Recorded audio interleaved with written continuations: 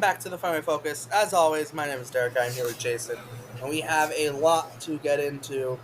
It was a series where the Red Sox beat the White Sox, but it kind of marked a different part of this Red Sox season, considering the result on Sunday. And for a lot of people, I think it might have marked what is the end to somewhat surprising, somewhat disappointing, somewhat hopeful, somewhat every kind of feeling there is season for the Red Sox. So, I guess we'll just start. We'll start like this. Um, how do I'll start. We'll start with you, Jason. How do you feel about the Red Sox the state of the Red Sox organization right now on September 9th, 2024 at 4:18 p.m.? How do you feel about the state of the Red Sox organization in terms of the big league team and then also to just the organization as a whole? In terms of the big league team, yeah, there are flaws. There are holes in some places. But at the end of the day, just overall, your depth is there, right? Your future is lurking in AAA and is at most half a season away from coming up, right? The core or the big four, we always say it used to be the big three, but you're at Christian Campbell to that. The big four: Roman Anthony, Marcelo Meyer, Kyle Teal, and Christian Campbell, all in AAA, with the exception of Meyer, who are all playing right now. Roman Anthony and Christian Campbell are tearing the cover off the ball right now, and you'll see in spring training they'll probably try to get a spot on the roster, but that's a conversation for a different day. But overall, to answer your question, the major league team is bad. And I think we'll dive deep into what sort of went wrong. But overall, though, I feel kind of more comfortable than last season. Because last season, you didn't have this, the prospects are almost in Double A. Oh, they're in high A, about to get promoted. And Marcelo Meyer, who didn't even play a full season in Double A. Roman Anthony had a cup of tea. All these players in the minors, we're starting to see, and the Red Sox have said they're committed to the core. And if they're committed to the core and committed to winning with that core, to surround the current major league roster with those pieces, I think it's a good mix because this team was competitive throughout the summer and even in August for a little bit. They hit their rough stretch. They had a bad second half of August and really bad September so far. That they're out of it. But at the same time, it's like, yeah, the major league team sucks, but it's been clearer than ever what they need to do in the offseason. And if they don't do what they clearly need to do, which I'm sure we're going to get into, it's malpractice at that point. I don't know about you, Derek. Yeah, obviously the big league team. There's a lot of takeaways from the season. I know there's a very much sour taste in the fans, in the mouths of a ton of Red Sox fans. It's like a very, very sour taste. And I think a lot of people went into the season without hope, and then that hope got so built up during the season that this could be a fun, young, exciting team. And I think it's people riding the roller coaster a little bit too much, getting a little bit too high, on that roller coaster, and not being ready for that eventual.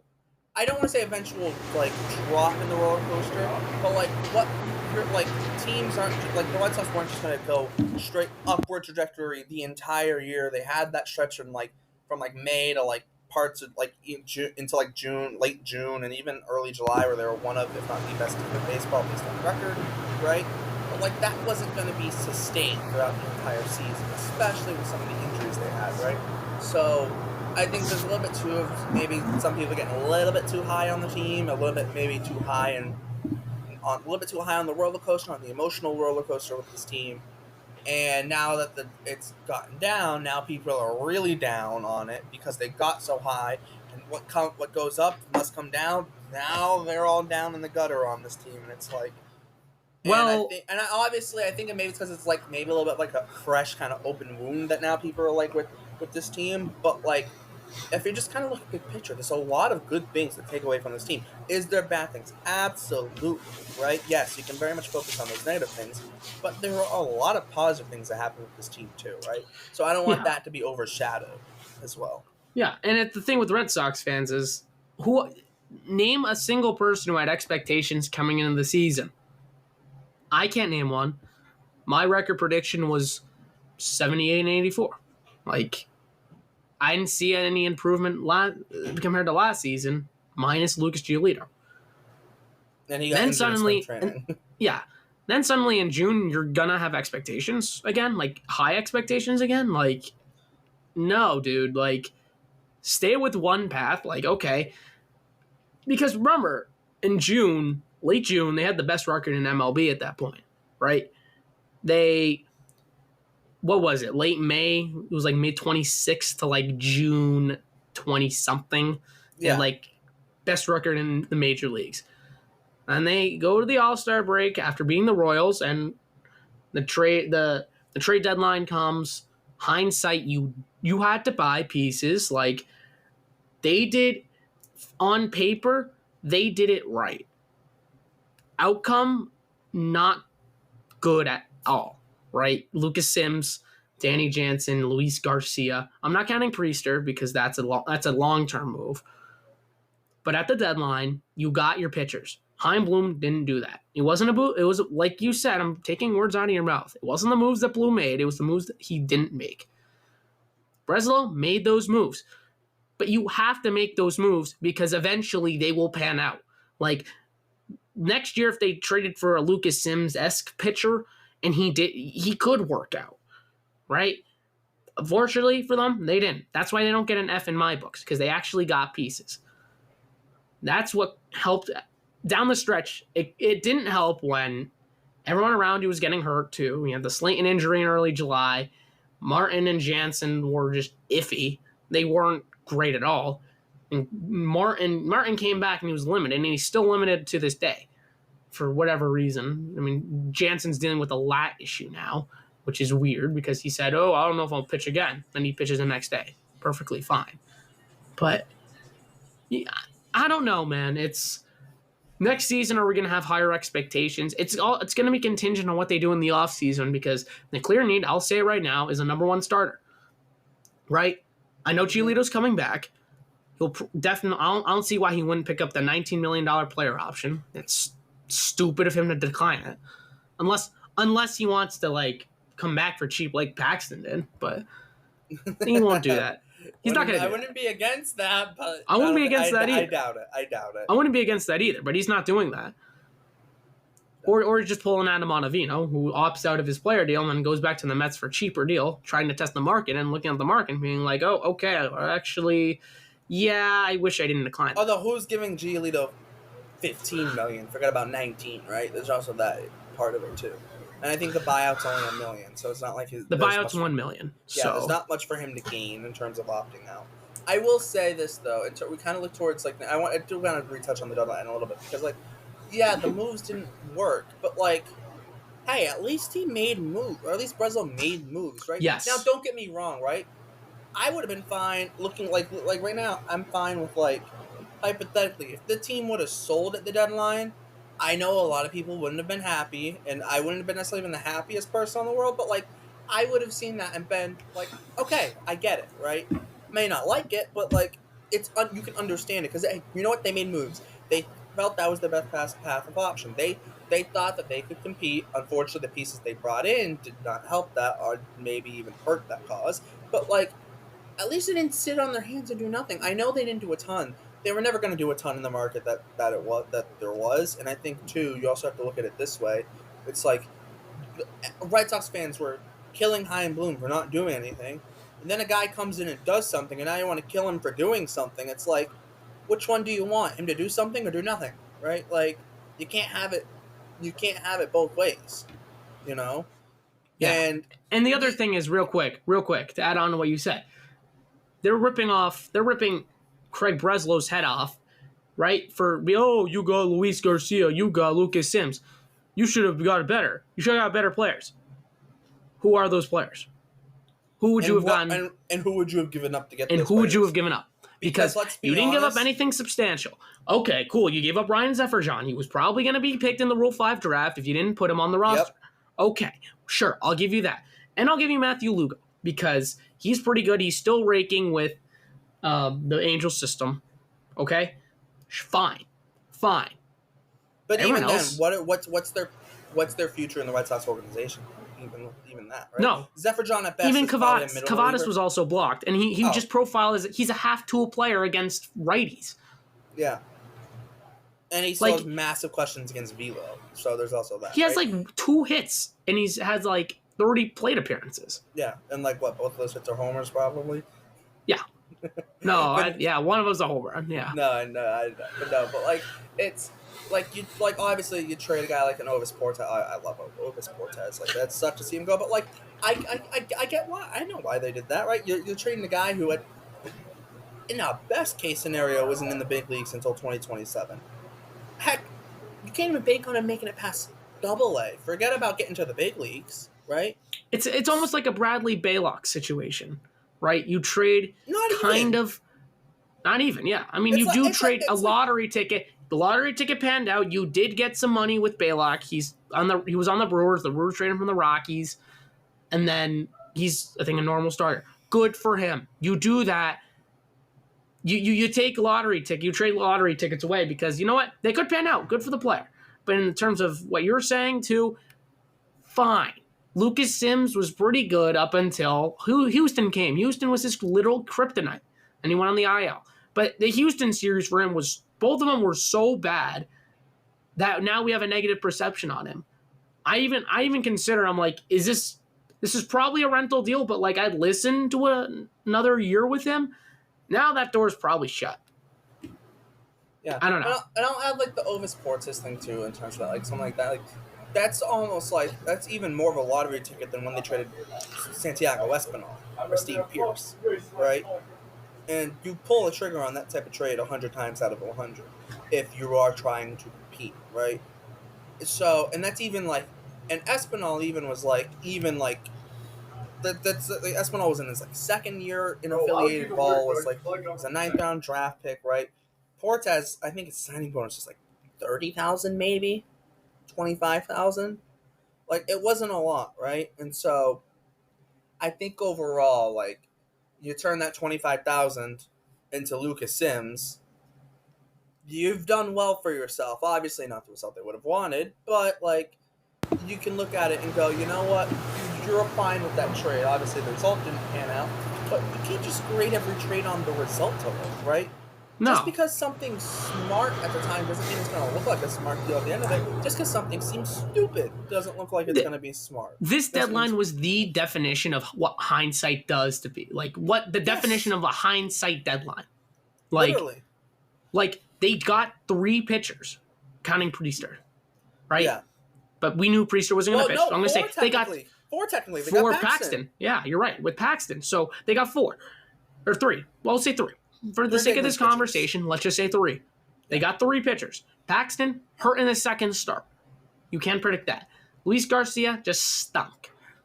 Lucas Sims stunk. Stunk. I'm Don't gonna know say if it's it. injury related though, but like Lucas Sims was on a real run with the Reds at that point in time. Was having a bit like ditched the fastball, was throwing cutter slider, and was on a very good run. Right. Luis Garcia had been solid, not amazing, but solid. Right. It was a solid like mid leverage like relief role. Yeah. Like you were up 4, down 4, put him in. Not bad. Yeah. Like a Heath Hembry-esque player. Or work work the 5th, 6th inning, depending. The starter only goes 4 or 5. Work the 5th. And the other issue is it didn't help him when the people around him weren't available to pitch in the high leverage situations. So when Cora had to say who's next, the person next on the list was Luis Garcia, and he was put in and he stunk. It doesn't help him too. I'm not saying it's completely on him. It just the Red Sox had the worst. They had the worst bullpen ERA in the second half, and even post All-Star game. They have like it's worse than. And I'll add to, it's not even bullpen management. It was just you do not have enough arms to throw that many innings when your starters are not going deep into games. Like Bernardino was commonly throwing 4 or 5 games, and Garcia had a stretch where I think he had back-to-back like 3 out of 5s, and then he got played on the IL. Don't get me wrong, right? Could Alex Cora have managed the bullpen better at times? Absolutely, but literally you could say that about every manager. So absolutely. So that's the point. At some point, you just don't have enough. Like we talk about, you can never have enough arms. That the Red Sox literally saw that this year. You can never have enough arms because look what the Red Sox did not have enough arms to get through the season. They just didn't, flat out did not. And I understand the whole like Chris Sale thing that people are bringing up, which maybe we could like we'll dive probably more into that into the offseason. But like That's an off season, yeah. But like at the same time, like that's not like having Chris Sale does not solve the Red Sox issues. Like it just doesn't, right? It would be nice to have Chris Sale. Might they be a wild card if they have Chris Sale? How he's pitching this year with the Braves? Yes. But if Chris Sale's on the Red Sox, he might have gotten hurt in his 5th start of the year. You also don't know that, right? You can't. That's a what if. Like you cannot tell me that if the Red Sox kept Chris Sale, he would not. You cannot tell me he would have done the same stuff. Different schedule, different coaches around him. Doesn't even really fit Bailey and he doesn't even fit Bailey, Breslow, Willard. In a way. I'm not saying he wouldn't have fit in. It's just that's what you have to do with players who need to change the scenery. You need to train them. I know the Sox are on the books for $17 million this year, but look, at the end of the day, good for him. They treated him for a shortstop. Okay. It looks bad on paper. For now. But it was a deal that was, I believe, necessary. Yeah. And it was on the Red Sox for not in this past offseason for not gearing up, maybe not getting another starter. It worked fine in the end. They got Giolito. That's another what if. What if Giolito didn't tear his UCL? Yeah. Or partially tear, whatever. Yeah. No, literally. Because Houck would have been in the rotation. Houck or Whitlock wouldn't have been in the rotation. You're looking at a completely different equation. Houck wasn't even penciled in. Or Cutter Crawford. Yeah, exactly. Now we're looking at Cutter Crawford being maybe a big trade chip in the offseason. Right? Potentially, yeah. So, yeah, we look at that and we look, I mean, Grissom, that's another what if. What if he was healthy? Yeah, the guy who literally hasn't been healthy all year for a multitude of different things that like aren't even totally in his control, like and like a guy can pull a muscle at any time, right? Just like there's also that with sports in general, right? Like you can't say like you can say like obviously like we can say with Grissom like what if he was healthy, but like and like yeah that what if he was healthy, but like here's the thing with Grissom, like this isn't a 1 year like thing for Grissom. We're comparing Grissom and however much longer he's going to be with the Red Sox, basically up until he is free agent eligible. We're comparing that to, realistically to the 1 year of Chris Sale. Yes. Like I know Sale technically did have a player option. I know the Braves restructured the deal. So you could good argue, for them for knowing that. Good for them for jumping on that. And to saying, hey, we're just going to give you this money. Yeah, and like, could you argue, like, 2 years, maybe, right? Maybe. But, like, Grissom, he's going to be with the Red Sox for, what, 5 more years? Right? Like 2 more years at the very least because of options and stuff. I mean, like, until, like, he's free agent eligible. Yeah, 5 years. Yeah. So there's stuff to work with him. If they want to move him to the outfield, they can. Yeah, he's still young. You can work with him. But also, too, though, it's not even that. It's also the fact that you traded for basically 6 years of Vaughn Grissom for 1 year of Chris Sale. So Vaughn Grissom having one bad year doesn't mean it's a bad trade either. Right, and there's also that. And who's to say that the Red Sox would be where they are with Sale in their rotation? Like, I don't know what the hell just happened. Oh, okay. That's what happens when you're at college and you're in a dorm. I can relate. Shit in the hallway. I have a Mets flag in the background. That's my roommate, so I can relate a little bit. Different, but what I was gonna say is, there's no telling if they kept Sale and they had Giolito on their team. Totally different season. It's the what ifs. We got breaking news. What? The Mets have called up Eddie Alvarez, who the Red Sox just traded to the Mets today, and they've DFA'd Pablo Reyes.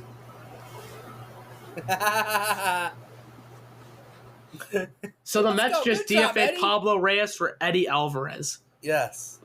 2 guys. Might as well call them the Met Sox at this point. My God. And they have Jose Iglesias there. And they have Jose Iglesias, yeah. Shout out Eddie Alvarez. Be his first time in the big leagues since 2022. Shut up. Olympics, my favorite Olympic skater. Olympic silver medalist in speed skating and baseball. How about that one? Now, if he pans out, good for him. No, that's a great guy. He's had a good year in Worcester. He had 3 home runs, I think, yesterday. Was it the day before? I don't remember. Bad memory, but still. But he's depth of depth. Good guy. But anyways, Yes. what we're talking about Sale, yeah. I mean, I don't want to spend too much longer on it, Yeah, but but no, you get the point I'm making, though. Like, you can't.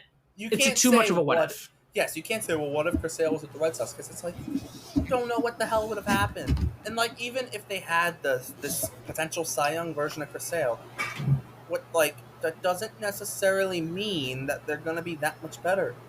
Like, it really doesn't. What about times when the offense is just totally shut down? Or the bullpen has blown a lead in any conceivable circumstance ever because they're all just exhausted, right? You can't just and that doesn't necessarily might they be a wild card team with Chris Sale? Yeah, they're not winning the division though, right? So You know what's crazy? I know Sale's having this great season, but the Braves might miss the playoffs. that too, yeah. There's that. There's literally that too. They also I mean, it's not related to the Red Sox, but yeah, there's that too. Just just having a great starting pitcher doesn't necessarily mean anything. This is the ideal best case scenario, change of scenery for a veteran who struggled and with injuries and just in general. This is the best case. This is best case scenario. Sale's going to win the Cy Young in the NL. First time in his career, he's going to get a Cy Young. For him. Great for him. I'm very happy for him. Yes, it wasn't going to happen. Let's be honest. It wasn't going to happen in Boston. Let's be honest. It wasn't going to happen. Not a shot in hell. No. But back to this year's team though. But they just had they've had issues. They've had terrible luck with injuries at the wrong times. Casas comes back. He's still not 100%, and now Raffy's dealing with shoulder stuff and whatnot. And don't be shocked if he gets surgery in the offseason. Yes, I've heard. The Vaughn Grissom injuries and whatnot, and him getting the flu and that he couldn't. And him losing 14 pounds in 3 days, which is in 3 days. Sogard lost a lot wacky. Too. Eddie Alvarez even lost some. Yeah, Sogard lost 8 pounds. It's tough. It's tough to deal with the flu and losing weight midseason. It is midseason. It was June. No, or late May. No, it was May. It was May. No, it was May. I lied. It was late April, early May. Yeah, I saw Vaughn Grissom at Fenway. Yeah, well, it was the game he got injured.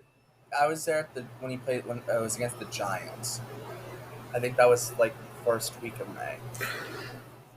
Yeah, but he was clearly not 100%, and it's about the thunderstorm here. Whatever. Yeah. Weird. But they've had terrible luck though with injury. Lucas Giolito. You need to get Tommy John. Trevor Story. That was rock bottom at the beginning of the year. Trevor Story. There goes your Gold Glove shortstop. That was a big blow. And that's not even something you can literally anybody could have got hurt diving for a ball. It just counterpoint, yeah. Story. But this is why you can't draw up if he's healthy. Okay, if Story's healthy, what happens to David Hamilton? If Tristan Casas doesn't get hurt, what about Dom Smith? Well, Dom Smith would have just never played for the Red Sox. He would never played, but there's no guarantee they would have been better. No. Right? But also Dom Smith put up great production. I can't believe I'm saying that word. For the most part, yes. For Dom Smith's standards, he exceeded those expectations. Exceeded by far. Yes. But my point is simply I know he batted 220, 230, but some of those were timely hits.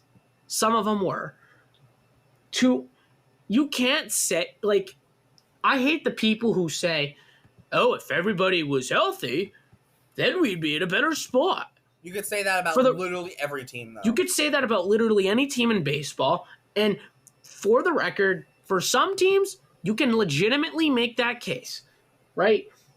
I can't. There's not an example off the top of my head. The Braves. Yeah, the Braves are a perfect example. If they were healthy, for a fact that they'd be better. They would be Now they're fielding Ramon Laureano on a consistent basis rather than their star Ronald Acuna Jr. Yeah. And but for the Red Sox, you can't necessarily say that. I mean, you can say that to a certain It extent. would But if be you say, oh, it better. would have, you can't say that they would have been better. I mean, No, they'd be better in terms they of would be like better, but just like we wouldn't have these other developments that have, like David potential. Hamilton, Dom Smith. Dom Smith's not on the team, but now David Hamilton, you can go trade him in the offseason for a nice relief pitcher. Yeah. Well, think about the Brewers, the amount of starting pitching injuries they've had. The Like that's Brewers a have been really good. That's without Woodruff. That's without Miley. That's without half a season of Williams. yeah, and like they've gone through pitchers left and right. The Brewers have, like literally, gone through pitchers left and right. And so like that's a team where right now like DL Hall is like kind of in the bullpen and like their rotation is Freddie Peralta, right? And I love me some Freddie Peralta. Um, and then it's Savali, who they traded for midseason, Colin Rea, Frankie Montes, who they traded for midseason, and Tobias Myers, like who has been like surprisingly like arguably the best pitcher in the rotation at least. Tobias Myers has been Yeah. like that's a team that like imagine like if Woodruff doesn't need shoulder surgery and Miley stays healthy and like heck even Robert Gasser he had to get Tommy John surgery right Yeah. like and even like they've had injuries in the bullpen too like you said um, like you said Devin Williams was out for like a decent chunk of the year right so there's just DL Hall was supposed to be a starter but I'm pretty sure I think he made a relief appearance recently so we'll see where that goes with him. But like DL Hall was supposed to be in their starting rotation, and he started 6 games this year, and that's it, right? And he got injured or something, right? They've gone through it. Like Bradley Blaylock's pitched for them, right? Yeah. Like the Bradley Blaylock who, like, I liked them, right? But like friend of the pesky report, but like in the Red Sox organization, does he even make it to the big leagues? Like, No. probably not. And Not with how the Red Sox don't like promoting people to the big leagues, especially on the pitcher Yeah. side. It took Yeah. all year for Luis Guerrero to get called up after being in AAA last year too, right? Like Ryan Fernandez didn't get added to the 40-man last season for whatever inexplicable reason, like and like that's the thing. But like there's been so many positives about this year too, like Oh, David yeah. Hamilton having the breakout year, right?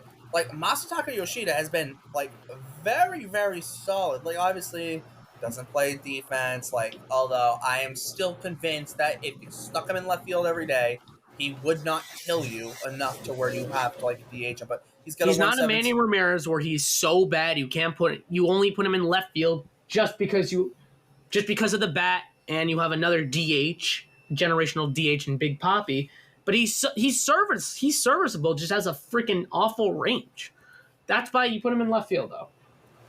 No, literally, yeah, no, actually, and funny enough too is his last 60 games for Yoshida, 241 plate appearances. He's hitting 315 with a 386 on base, a 474 slug, with a 140 weighted runs created plus in his last 60 games. He's at 13 doubles, 7 homers. That's a Masataka Yoshida I'm willing to pay 18. I'm willing to see the Red Sox pay 18 million a year for. That's the guy who was advertised. Maybe not 140 weighted runs created, but like imagine he does that for an entire season. Imagine you get the Yoshida you've had in his last 60 games, that 140 weighted runs created plus Masataka Yoshida that he's been since basically the end of June. Like you get that guy over the course of the full season, that's worth 18 million. All you gotta do is just stick him in left field, right? Mhm. Even rough defense in left field, it'll still make it more than worth that, right? Like I said, he's been great, especially as of late. Like this is a Masataka Yoshida that has proved that contract probably will be worth it, right? I know the DHing doesn't help him, right? That's why I think you got to put him in left field, which creates a massive logjam in the outfield. But you figure that out, and if he I'm not saying play him every day, but don't DH him every single damn day. You're only making that contract look bad, because even worse because they're DHing him every day. But that's besides the point. Like he's been amazing. Jaron Duran, borderline MVP candidate. I don't think he's going to be a top 3 He's getting guy, votes, but though. he's going to get votes, right? Rafael Devers has had arguably, at least up until this past month, has arguably had the best season of his career, and now he's got the shoulder issue.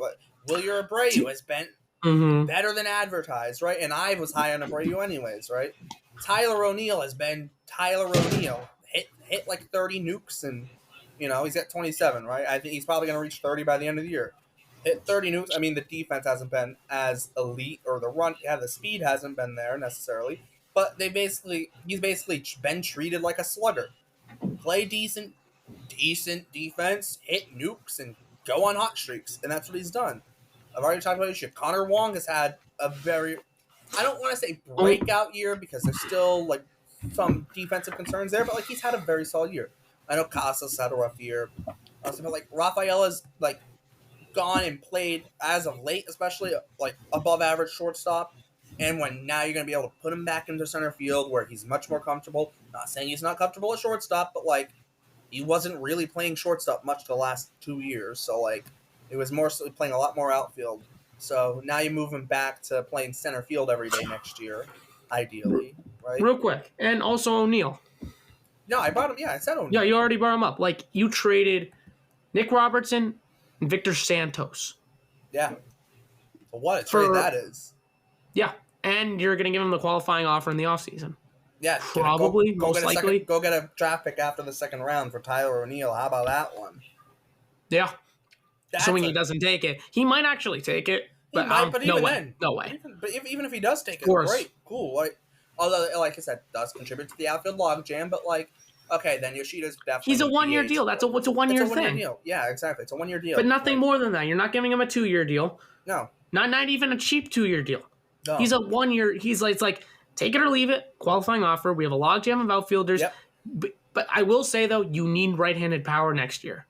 Yeah. Oh no. Where's that going to come? Where's that going to come? You figure that out, right? You figure that out exactly. You figure that out in the offseason. See who's available. Yeah. Right. Like, Tanner Houck has been, has been in Cy Young contention all year, right? Probably he's not going to win it. I think he's getting votes. He's another guy who gets votes. He's going to get votes. Bayo, as I know, had a very rough June, but like there's been a lot of positives recently, right? I know Cutter Crawford, he's a little bit sour taste because he had the bad home run stretch, but like overall, I mean, 161 innings right now, a 4.08 ERA. Like, you take that from Cutter Crawford, right? That's a guy who most people are looking at as at best a number 5 in the rotation. If your number 5 is giving you that, that's amazing. Obviously, he hasn't been the number 5, but like in a hypothetical, right? You take that from Cutter Crawford. Cooper Criswell's been a pleasant surprise as a guy who was supposed to be in AAA and just be major league depth, right? Justin Slayton has been great out of the bullpen. Luis Guerrero and Richard Fitz are now in the big leagues, right? Which shout out to them, right? Those are two pieces. Hopefully, Richard Fitz is going to play into the rotation discussion next year, right? Like Luis Guerrero's probably in the bullpen next year. Like David Hamilton has had a breakout year, right? Garrett Whitlock, you can slide back into the bullpen next year. But like Cam Boozer's proven himself to be a reliable lefty when needed. That's a guy next year you can put in AAA, and he's there to call up when you need him, right? Like, you can never have enough arms. Like, that's a guy who, you can use. Liam Hendricks will be here next year, right? But like Mickey Gasper's proven himself to be catching depth, who can also kind of play all over the place, So like in that sense, like they have, like there's a lot of pluses to take out of this year, right? And you got the big 4 right around the corner. You got a guy like a Chase Nijok who could play into contention for a bench spot. Oh yeah. Bobby Dahlbeck is gone. I think he's a great guy, but like the kind of he's already gone. Yeah. They're calling up Bobby Dahlbeck again. That's gone out of the Red Sox fan base. So although he could just end up back in AAA and just not on the 40 man, but like, he's been DFA'd, right? But like there's definitely been a lot of positive things on the big league team, and then just in the minor leagues, there's been so many positives, and especially on the pitching development side. That's a thing that like myself, Hunter, Jake, we've talked about on the Pesky Report. Like, the pitching development this year has been amazing. Like, it's leaps and bounds the pitching in the Red Sox system has taken. Luis Morales was a borderline top 50 prospect in baseball before he needed Tommy John surgery. Yep. Imagine if he didn't get injured. Imagine what the Red Sox system would look like then. Like, oh my Yep. gosh, right? Uh, His system is David, definitely one of the better systems in baseball now. yeah, David Sandlin. I know by box score numbers hasn't looked amazing, but like he's had a very solid year. He did deal with a little injury in there, but like the stuff is legit with him. Richard Fitz has had a solid year, right? Um, like Hunter Dobbins has been very, very solid. Zach Penrod, like that's a guy who's going to be on the borderline of a big league roster spot next year. I know He's going to Wilson be added to the Gasol. 40 man for sure. I wouldn't say for sure, but I think there's a very He's a solid chance. strong. There's a very strong Very case. strong chance. Yes, very strong case. Welcome Gonzalez. I know by numbers hasn't had a great year, but like since he's turned it around, he has like there have been considerable leaps and bounds, and they've been using him in the bullpen as a starter, which is good because realistically, best path to the big leagues for him is probably as a reliever. So heck, get him some relieving experience, right? Elmer Rodriguez Cruz has been great. Yordani Monegro has been amazing as of late. Juan Valera has been arguably breakout prospect of the year if it wasn't for Christian Campbell. You know, like he's been amazing. Connolly Early's had a very good year. Hayden Mullins has had a very solid year. Luis Guerrero's in the big leagues now. Jason Franklin Pye Arias. Dalvinson Reyes has been amazing in the DSL. Obviously, it's the DSL, but still, right? You know, like Blake Wheathunt's in Double A now. He started the year in Low A, right? You know, like there's so much You in say the Arias? system. I'm just talking about pitching. Forget Shocking about hitting. pitching? I'm just talking about pitching in general. Now, I mean, you talk about the hitting side of things. Yeah, I mean, you know, Christian Campbell's rise. Franklin Arias has helium, like insane helium. Chase Myjaw's had a very, very good year in Triple A. He's got a 450 on base in Triple A. Like, what more do you want from the guy? Yoelan Cespedes has obviously did have to miss the second half of the season, but like was very solid this year. Still have very high hopes. Mikey Romero has had a year. Like this second half for Mikey Romero, like he's got 6 homers in 11 games in Double A. Like he has been on a tear, and you put together that stretch he had in the second half of the season. You know, really the second run he's had in the second half of the season. Mikey Romero's been a whole different person. I mean, he's been amazing. Alan Castro's had a very solid year. Yastinson Garcia's had a year and a half. He's been amazing this year. The password, baby. Yes. You know, like they've had like very Justin Gonzalez was great in the DSL, right? Like Nelly Taylor's been very much under the radar this year, right? So like there's a lot going. Mickey Gasper, I mean, he made his big league debut this year. Like that's a guy who started the year in Double A, minor league Rule 5 pick. Like Like we saw him in Double A, yeah, which is insane. Now he was in the big leagues. yeah, right. So like there's a lot of good things happening in the Red Sox system right now, and like that's what makes it so much fun right now as a Red Sox, especially as someone who enjoys the minor leagues. It's just so much fun right now, and even when the big league teams like the amount of fun the minor league system is right now, like even when the big league teams doing bad, it's like, oh crap, Mikey Romero had another homer, or Roman Anthony, or Marcelo Meyer before he got injured, obviously, or Christian Campbell being basically Barry Bonds, hence the nickname. Kyle Teal just being just a solid presence, right? You know, I feel like Teal doesn't have like the crazy like weeks that guys like Campbell, Anthony, even Meyer have had, but he's just been steady, right? And there's nothing wrong with that. You know, they draft Braden Montgomery. Luis Perales was stellar this year before he needed Tommy John. Like Franklin Arias, Miguel Blaze, I know hasn't had the greatest time in Greenville, but like there's still high hopes there. Yoelan Cespedes, Chase Myjaw, like the entire system. Like my hot take is like next year, Mikey Romero start the year should be a top 10 prospect in this Red Sox system. Like the run he's had and great guy too. Like I'll just throw that in there, great guy too, Mikey Romero.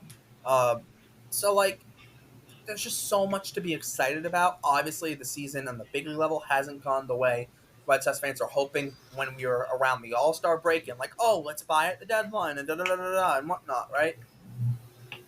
But if you would have told me this is the Red Sox, this end result of the season of the absolute success in the minor leagues that has happened this year, and then you add on like some of the like the good stuff that's happened in the big leagues, and you told me that's what was going to happen, albeit the story injury, Vaughn Grissom struggling and having injuries and the cost and whatnot. Even with that stuff, this year has been a massive success organization wide.